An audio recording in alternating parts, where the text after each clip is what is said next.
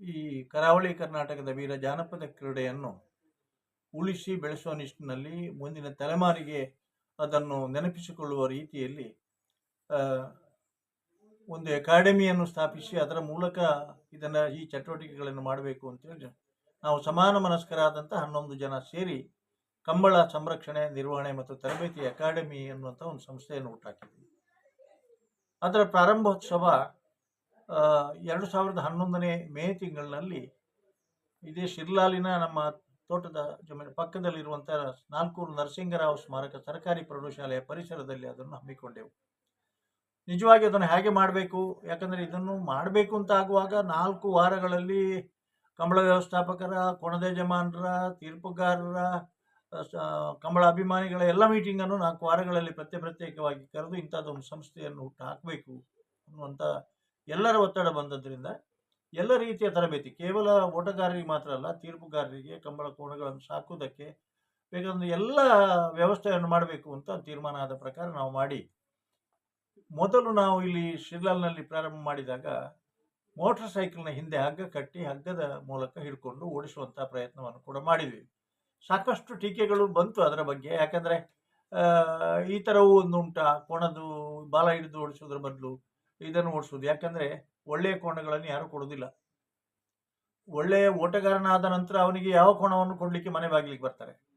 ಕೋಣಗಳು ಹಾಳಾಗ್ತದೆ ಅಂತ ಒಂದು ನಂಬಿಕೆ ಇತ್ತು. ಹಾಗಾಗಿ ಮೊದಲು ಇಲ್ಲಿ ನಾವು ಪ್ರಯೋಗ ಮಾಡಿ ಅದರಲ್ಲಿ ವ್ಯಾಯಾಮ, ಮುಖ್ಯವಾಗಿ ಯೋಗ, NIS ಕೋಚಸ್ನಿಂದ ವ್ಯಾಯಾಮ, ಆಮೇಲೆ ಆಹಾರ ಪದ್ಧತಿ, ವ್ಯಕ್ತಿತ್ವ ವಿಕಸನ, 6 ಥರದ ಹಗ್ಗ ನೇಯುವಂಥ ತರಬೇತಿ, ಬೆತ್ತ ಕಟ್ಟುವಂಥ ತರಬೇತಿ, ಕೋಣಗಳ ಸಗಣಿ ತೆಗೆಯುವುದರಿಂದ ಹಿಡಿದು ಕೋಣಗಳನ್ನು ಸಾಕುವಂಥದ್ದು, ಅದನ್ನು ಆಹಾರವನ್ನು ಕೊಡುವಂಥದ್ದು, ಅವರಿಗೆ ವ್ಯಾಯಾಮ ಮಾಡುವಂಥದ್ದು, ಮತ್ತು ಕೊನೆಯಲ್ಲಿ ಓಡಿಸುವಂಥ ಎಲ್ಲ ತರಬೇತಿಯು ಕೂಡ, ಮತ್ತು ಮರ ಬಿಗಿಯುವಂಥ ತರಬೇತಿ ಕೂಡ ಇತ್ತು. ಹಾಗಾಗಿ ನಮಗೆ ಅದು ಹೊಸ್ತು, ನಮಗೆ ಸಿಲೆಬಸ್ ಕೂಡ ಹೊಸ್ತು, ಅದು ಹೊಸ ಕಾನ್ಸೆಪ್ಟ್. ಅದರಲ್ಲಿ ಅನೇಕ ಬದಲಾವಣೆಗಳನ್ನು ಮಾಡಿಕೊಂಡು ಮುಂದಕ್ಕೆ ಅದನ್ನು ಸುಧಾರಣೆ ಮಾಡಲಿಕ್ಕೆ ಪ್ರಯತ್ನ ಮಾಡಿದ್ವಿ.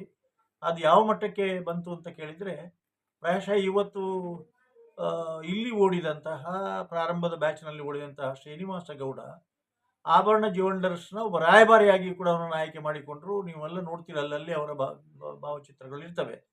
ಆಮೇಲೆ ಕಕ್ಕಪದವಿನ ಕಂಬಳದಲ್ಲಿ ಮಿಜಾರ್ ಅಶ್ವತ್ಥಪುರ, ನಮ್ಮ ಮಿಜಾರ್ ಪ್ರಸಾದ್ ನಿಲಯ ಶಕ್ತಿ ಪ್ರಸಾದ್ ಶೆಟ್ಟರ ಕೋಣಗಳನ್ನು ಕಕ್ಕಪದವಿನ ಕಂಬಳದಲ್ಲಿ ಓಡಿಸಿ ಕೊನೆಯ 100 ಮೀಟರ್ನಲ್ಲಿ ಜಾಗತಿಕ ಮಟ್ಟದ ದಾಖಲೆ ಮಾಡಿದೆ. 8.78 ಸೆಕೆಂಡ್ಸ್ನಲ್ಲಿ ಓಡಿ ಒಂದು ವಿಶ್ವ ದಾಖಲೆಯನ್ನು ಮಾಡಿದೆ. ಮೊನ್ನೆ ದಿನ ನಮ್ಮ ಕನ್ನಡ ಸಾಹಿತ್ಯ ಸಮ್ಮೇಳನದ ಕಾರ್ಕಳ ತಾಲೂಕು ಕನ್ನಡ ಸಾಹಿತ್ಯ ಸಮ್ಮೇಳನದಲ್ಲಿ ಅವರನ್ನು ಇಲ್ಲಿ ಗುರುತಿಸಿದೆವು.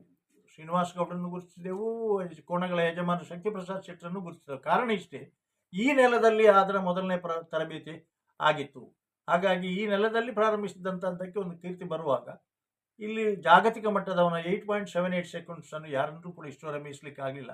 ನಾನೊಂದು ಮಾತು ಹೇಳಿದ್ದೆ ಶ್ರೀನಿವಾಸ ಗೌಡನಿಗೆ, ನನಗೆ ಇನ್ನೂ ಭಾಳ ಸಂತೋಷ ಆಗೋದು ಯಾವಾಗ ಅಂತ ಕೇಳಿದರೆ, ಶ್ರೀನಿವಾಸ ಗೌಡನ 8.78 ಸೆಕೆಂಡ್ಸನ್ನು ಯಾರು ಮೀರಿಸ್ತಾರೆ ಆಗ ನನಗೆ ಭಾಳ ಸಂತೋಷ ಆಗ್ತದೆ ಅಂತೇಳಿ. ಆಮೇಲೆ ನಮಗೆ ತುಂಬ ಅಕಾಡೆಮಿಯ ಪ್ರಾರಂಭದಿಂದಲೂ ಕೂಡ ಒಂದು 2-3 ವರ್ಷಗಳ ಕಾಲ ಸಂಪೂರ್ಣ ಊಟೋಪಚಾರದ ಖರ್ಚು, ಹುರುಳಿಯ ಖರ್ಚು, ಅಡಿಗೆಯವರ ಕೆಲಸದವರ ಸಂಬಳದ ಖರ್ಚು ಎಲ್ಲವನ್ನು ನೋಡಿಕೊಂಡು ಬಂದವರು ನಂದಲಿಕೆ ಶ್ರೀಕಾಂತ ಭಟ್ ಅವರು.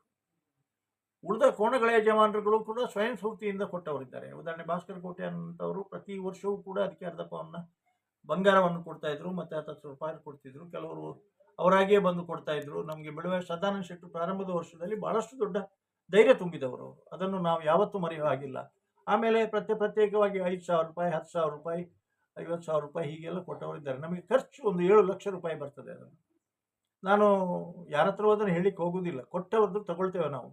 ಕೊಡದಿದ್ದರೆ ಪ್ರತಿ ವರ್ಷವೂ ಕೂಡ ನಾನು ಮತ್ತು ಸೀತಾರಾಮ್ ಶೆಟ್ಟರು ಮತ್ತು ಉಳಿದವರು ಸೇರಿಕೊಂಡು ದೊಡ್ಡ ಮೊತ್ತದ ಅಮೌಂಟ್ ಅಂದರೆ ಕನಿಷ್ಠ ಪಕ್ಷ 1 ಲಕ್ಷದಿಂದ 2 ಲಕ್ಷದವರೆಗೆ ಪ್ರತಿ ಕಂಬಳದಲ್ಲಿಯೂ ನನ್ನ ಕೈಯಿಂದ ಹಾಕ್ತೇನೆ. ಆದರೆ ನಮಗೆ ತೃಪ್ತಿ ಏನು ಅಂತ ಕೇಳಿದರೆ, ಇವತ್ತು ಜಾಗತಿಕ ಮಟ್ಟದಲ್ಲಿ ಹೆಸರು ಪಡಿತಾ ಇದೆ ಕಂಬಳ, ಅಂತಾರಾಷ್ಟ್ರೀಯ ಮಟ್ಟದಲ್ಲಿ ಜನ ಇದನ್ನು ನೋಡ್ತಾರೆ, ಸಂತೋಷ ಪಡ್ತಾ ಇದ್ದಾರೆ. ಈ ತುಳುನಾಡಿನ ಜನ ನಾಡಿನ ಯಾವ ಮೂಲೆಯಲ್ಲಿದ್ದರೂ ಕೂಡ ಅದನ್ನು ನೋಡಿ ಸಂತೋಷ ಪಡ್ತಾ ಇದ್ದಾರೆ. ಆ ಮಟ್ಟಕ್ಕೆ ಈ ಕಂಬಳ ಇವತ್ತು ಬೆಳೆದಿದೆ ಅನ್ನೋದು ನಮಗೆ ಬಹಳ ಸಂತೋಷದ ವಿಷಯದೊಟ್ಟಿಗೆ ಈ ಕಂಬಳವನ್ನು ಕಂಬಳವಾಗಿಯೇ ನಾವು ಉಳಿಸಬೇಕು ಅನ್ನೋದು ಕೂಡ ಅಷ್ಟೇ ನಮ್ಮ ದೊಡ್ಡ ಜವಾಬ್ದಾರಿ.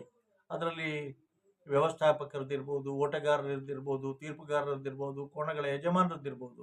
ಇದು ನಮ್ಮ ಕಂಬಳ, ಇದು ನಮ್ಮ ಹೆಮ್ಮೆ.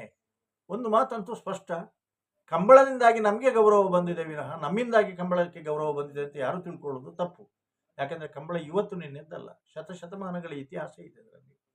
ಅದಕ್ಕೆ ನಾವು ಸೇರಿಕೊಂಡಾಗ ನಮ್ಮಿಂದ ಆದಂಥ ಅಳಿಲ ಸೇವೆಯನ್ನು ಮಾಡೋದ್ರ ಮೂಲಕ ಕಂಬಳಕ್ಕೆ ನಮ್ಮ ಕೊಡುಗೆಯನ್ನು ಕೊಟ್ಟದ್ರಿಂದ ಕಂಬಳವೂ ಬೆಳೆದಿದೆ, ಅದರೊಟ್ಟಿಗೆ ನಾವು ಕೂಡ ಬೆಳೆದಿದ್ದೇವೆ ಅನ್ನೋದು ಇಲ್ಲಿ ಬಹಳ ಮುಖ್ಯವಾದ ಅಂಶ. ಹಾಗೆ ಇನ್ನು ಮುಂದೆ ಅಕಾಡೆಮಿ ತರಬೇತಿ ಬೇಕು ಅಂತ ಹೇಳ್ತಾರೆ. 6ನೇ ಬ್ಯಾಚಿನ ಈಗ ಅಶ್ವತ್ಥಪುರ ಶ್ರೀನಿವಾಸ ಗೌಡ ಮೊದಲನೇ ಬ್ಯಾಚಿನವಾದರೆ, ನಿಶಾಂತ್ ಶೆಟ್ಟಿ 2ನೇ ಬ್ಯಾಚಿನವನು, ಪ್ರವೀಣ್ ಕೋಟೆ ಅನ್ನವರೆಲ್ಲ 3ನೇ ಬ್ಯಾಚ್. ಹೀಗೆ ಪ್ರತಿಯೊಬ್ಬರು ಕೂಡ ಕೊನೆಗೆ ಈಗ ನಂದಳಿಕೆಯ ಶ್ರೀಕಾಂತ ಭಟ್ರ ಹತ್ರ ಓಡುವಂತಹ ಫಸ್ಟ್ ಸೆಕೆಂಡ್ ಬರುವಂಥ ಕೋಣಗಳನ್ನು ಓಡಿಸುವಂತಹ ನಮ್ಮ ಬಂಬಾಣ ಬೈಲು ವಂದಿತ್ ಶೆಟ್ಟಿ ಆಗಲಿ ಅಥವಾ ಸುದರ್ಶನ್ ಆಗಲಿ, ಇವರೆಲ್ಲ ನಮ್ಮ ಅಕಾಡೆಮಿಯಲ್ಲಿ ತರಬೇತಿ ಪಡೆದವರು ಅನ್ನೋದು ನಮಗೊಂದು ಹೆಮ್ಮೆ. ನಾವೇನೋ ಅವರಿಗೆ ಒಂದು ರೂಪಾಯಿ ಅವರಿಗೆ ಚಾರ್ಜ್ ಮಾಡಲಿಲ್ಲ. 4 ಜನರ ಹತ್ರ ಬೇಡಿ ಆದರೂ ಇದನ್ನು ಮಾಡಿದ್ದೇವೆ ವಿನಃ ನಾವು ಅವರಿಗೆ ಯಾವುದು ಕೂಡ 1 ರೂಪಾಯಿಯ ಚಾರ್ಜ್ ಮಾಡಲಿಲ್ಲ. ಆದರೆ ಅವರು ಬದುಕು ಕಟ್ಟಿಕೊಳ್ಳುವುದಕ್ಕೆ ಸಾಧ್ಯ ಆಯಿತು.